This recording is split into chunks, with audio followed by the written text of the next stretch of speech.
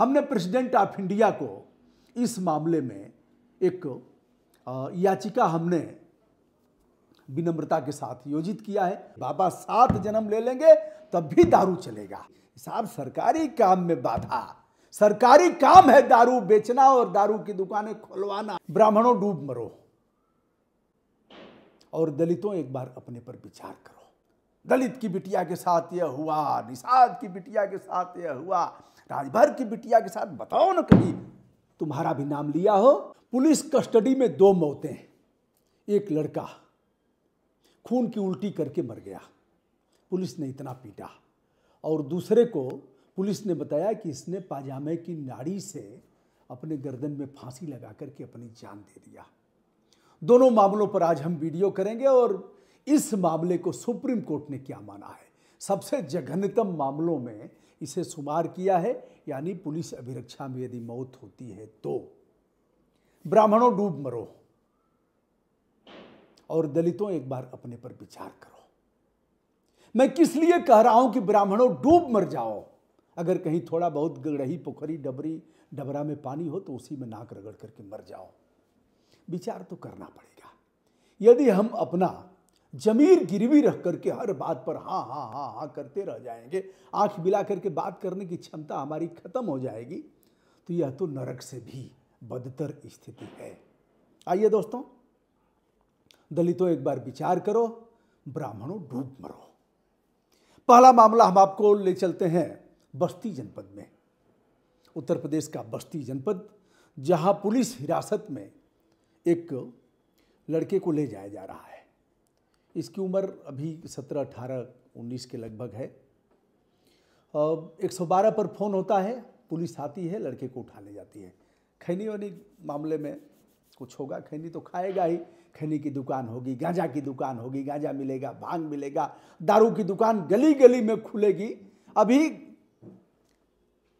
लखनऊ में एक जगह प्रदर्शन होते हुए हमने देखा कि महिलाएं पुरुष प्रदर्शन कर रहे हैं कि दारू की दुकान यहाँ न खोला जाए। हमने कहा दारू की दुकान तो खुलेगी, आपकी औकात नहीं है रोकने की। जब कोरोना में नहीं रुक पाया, मंदिर मस्जिद गिरजाघर तो गुरुद्वारे सब बंद हो गए थे, तो दारू की दुकान सबसे पहले चालू हुई थी। आपकी मजाल नहीं है। बाबा 7 जन्म ले लेंगे तब भी दारू चलेगा।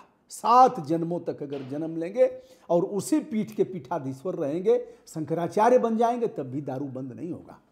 दारू बंद कर दिया होता अगर दृढ़ इच्छा शक्ति होती तो 30% अपराध जो होते हैं, हत्या, लूट, राजनी, छिनैती, बलात्कार, यौन उत्पीड़न और जो भी घरेलू हिंसा, सबके मूल में यह मेरा मानना है कि 30% कम से कम दारू का है। उससे भी ऊपर होगा।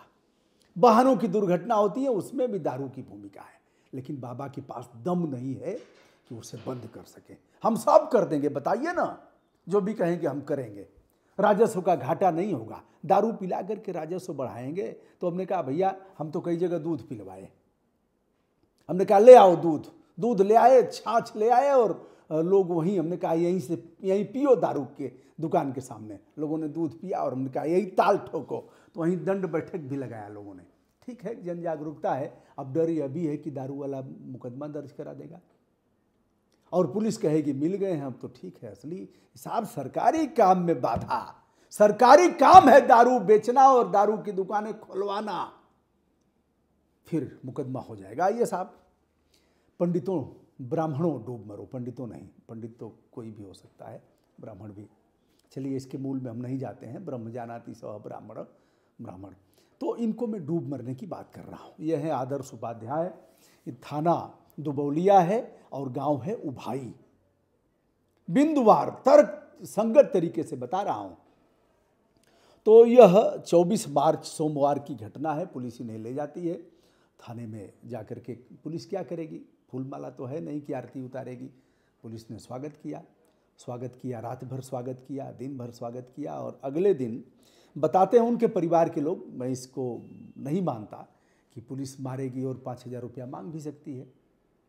तो 5,000 रुपये मांगा, इस पीड़ित परिवार ने नहीं दिया। फिर शाम को कहा कि ले जाओ।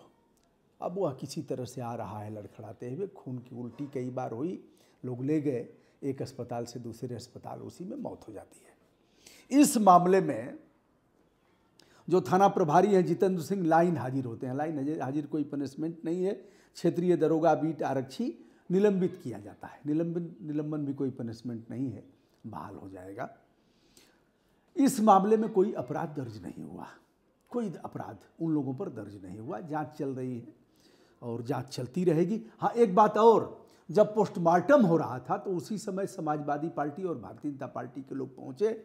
समाजवादी पार्टी ने भी जोर लगाया, भारतीय जनता पार्टी की सत्ता ही है। वहाँ के जिलाध्यक्ष वगैरह ने जब कुछ नहीं उखड़ पाया तो जिलाध्यक्ष और अन्य लोग धरने पर बैठ गए। यानी भाजपाई और सपाई दोनों धरने पर बैठ जाते हैं। वहाँ एमएलए कोई महेंद्र यादव बताए जाते हैं, वो अभी धरने पर बैठते हैं। उनसे एडीएम वगैरह की हाथ टाक होती है, फिर अन्य अधिकारी पहुँचते हैं, शायद डीएम पहुँचते हैं और फिर इनका बताया जाता है कि थाना प्रभारी को लाइन हाजिर कर दिया गया और इनका निलंबन हो गया। आइए साहब, दूसरा मामला। इस मामले में क्या हुआ कि उनके ऊपर निलंबन की कार्रवाई हुई, एसआई और एक सिपाही के ऊपर, बीट आरक्षी के ऊपर, और थाना प्रभारी लाइन हाजिर। दूसरा मामला है आजमगढ़ के तरवा थाना क्षेत्र का। 30 मार्च को हिरासत में लिया गया 20 साल का सनी, और पता लगा कि किसी लड़की से उसका कुछ ऐसी टिप्पणी किया था, छेड़खानी तो नहीं बताया गया, टिप्पणी किया था, जिसे लेकर के लड़की वालों ने थाने में एप्लीकेशन दिया और थाने की पुलिस ले गई। यह ले जाती है, 30 मार्च को हिरासत में लेती है और अगले दिन सनी को रखती है और उसके अगले दिन यानी भोर में सनी की मौत हो जाती है। पाजामा तो कोई पहनता नहीं, मान लिया कि ठीक है वो लोअर रहा होगा, लोअर में भी डोरी वाला लोअर, उस डोरी से कस करके और बाथरूम में गया था पूछ करके पहरा वाले से, फिर नहीं निकला तो देखने गया तो लटक गया था। ये साहब यह घटना है। इसके बाद वहाँ रोड जाम हुआ, कुछ तोड़ फोड़ हुआ, भीम आर्मी और यह इस मामले में पुलिस अभिरक्षा में मौत का मामला था, इसलिए इसमें सभी का निलंबन किया गया और सभी के ऊपर अपराध दर्ज किया गया। यानी थाना प्रभारी के ऊपर अपराध दर्ज हुआ, उप निरीक्षक के ऊपर अपराध दर्ज हुआ, जो प्रधान आरक्षी हैं उनके ऊपर, अन्य जो लोग भी हैं, क्या हुआ, एफआईआर हुआ पुलिस हिरासत में मौत का, और SC/ST एक्ट भी संभवतः लग गया। वह सभी फरार भी हो गए होंगे। अब 2 मामले हैं, दोनों मामलों में किसी को अब तक मुआवजा नहीं मिला। हमने प्रेसिडेंट ऑफ इंडिया को इस मामले में एक याचिका हमने विनम्रता के साथ योजित किया है। उस याचिका को भी आप देख सकते हैं, जिसमें हमने 50-50 लाख रुपए पीड़ित परिवार को मांगा है और यह भी कहा है कि इसकी केंद्रीय अन्वेषण ब्यूरो से जांच कराई जाए। अब तुलनात्मक, ब्राह्मणों को क्यों कहा कि डूब मरो? इसलिए कहा कि किस आधार पर पाठक जी बनाए गए हैं डिप्टी सीएम, क्या कोई कौन सा आधार है, कहाँ थे, इसको भी पता कर लीजिए, कहाँ थे। फिर आए, अक्षत और जल छिड़क करके गंगा जल से पाठक जी शुद्ध कर दिए गए जहाँ से आए थे, और शुद्ध करके फिर उनको केंद्रीय मंत्री बनाया गया। बड़ा ओहदा था। इस बार वह डिप्टी सीएम है और सीएम के दावेदार बताए जाते हैं। एक और हैं, शर्मा जी हैं, पहले डिप्टी सीएम थे, डॉक्टर दिनेश शर्मा, ये हैं, और लोग भी हैं तमाम। क्या अपना जमीर इस तरह से ब्राह्मणों ने गिरवी रख दिया है कि इस मामले में अभी तक पुलिस कर्मियों पर, दोषियों पर अपराध दर्ज नहीं हुआ, खून की उल्टी करके और चिल्ला चिल्ला करके मर गया। अगर दोनों परिवारों की तुलना किया जाए तो दलित वर्ग का जो परिवार है वह आर्थिक स्थिति में इनसे अच्छा है। जमीर बेचेंगे, मखनचुआ आएगा, मखनचुआ ऑनरेरी प्रवक्ता है, मखनचुआ गिरियाएगा, मखनचुआ मां बहन से कम पर नहीं उतरेगा और कहेंगे कि हम तो भक्त हैं, उनके लिए जान दे देंगे। यह ब्राह्मण तो हो ही नहीं सकता। हमने दोस्तों कभी भेदभाव नहीं किया जीवन में, जैसा हमने ब्राह्मण के लिए किया वैसा ही हमने दलित के लिए किया, वैसे ही हमने बैकवर्ड के लिए किया, वैसे ही हमने अल्पसंख्यक के लिए किया। अब अलग बात है कि अपनी अपनी सीमा है, हर जगह नहीं जाया जा सकता। अनुराग के मामले में मानवाधिकार आयोग से लेकर के, सपा के प्रदेश अध्यक्ष से लेकर के, भाजपा के प्रदेश अध्यक्ष से लेकर के, राष्ट्रीय मानवाधिकार आयोग और आदित्यनाथ योगी जी से लेकर के प्रेसिडेंट ऑफ इंडिया तक दरवाजा खटखटाया, तब जा करके 2 महीने बाद अखिलेश भैया ने बुलाया उस पीड़ित परिवार को, 2 महीने बाद, और बाबा ने 5 लाख रुपया भिजवाया। यह हकीकत है। अब आप देख लो, ब्राह्मणों क्या उसके बाद भी यह नहीं लग रहा है कि डूब करके मर जाना चाहिए? आंख मिला करके, औकात नहीं है बात करने की डिप्टी सीएम और सीएम से, शाह साहब से, और मोदी जी तो बहुत ऊंची चीज है। आंख मिला करके बात कर सकते हो कि यह हुआ है हमारे साथ। ठीक है, अपने अपने समाज की लड़ाई सब लड़ें, उससे भी उन्नति होगी।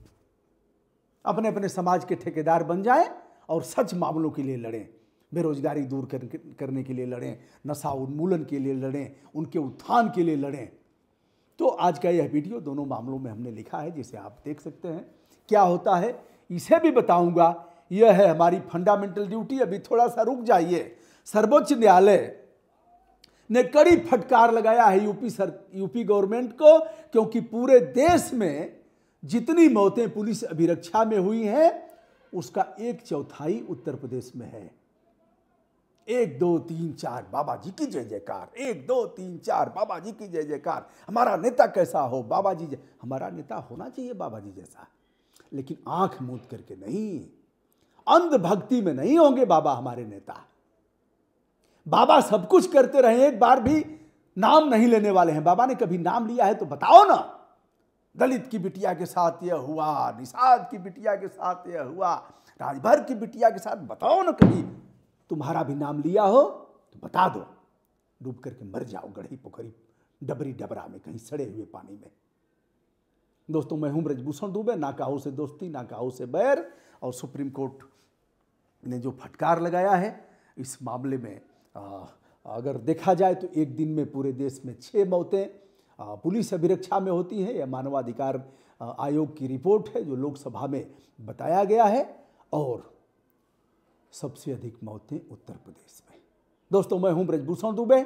मक्खनचुआ की जय जयकार, सादर प्रणाम।